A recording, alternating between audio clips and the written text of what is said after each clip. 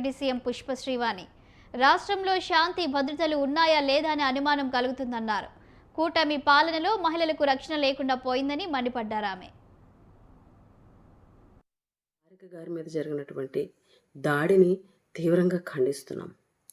అసలు ఈ రాష్ట్రంలో ఏం జరుగుతుంది, అసలు శాంతి భద్రతలు అనేవి ఉన్నాయా లేదా?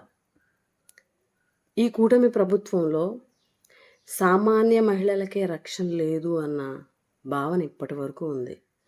కానీ ఈరోజు చూస్తే ప్రజాప్రతినిధులకు, అది కూడా జిల్లా ప్రథమ పౌరురాలైనటువంటి జడ్పీ చైర్పర్సన్కే ఈరోజు ఇటువంటి దాడి ఆవిడ మీద జరిగింది అనంటే,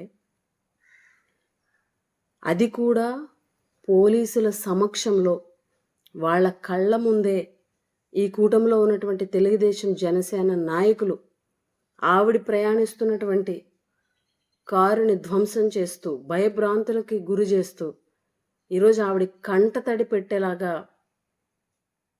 జరిగినటువంటి ఈ హేయమైన చర్యని ప్రతి ఒక్కరూ కూడా ఖండించాల్సినటువంటి అవసరం ఉంది.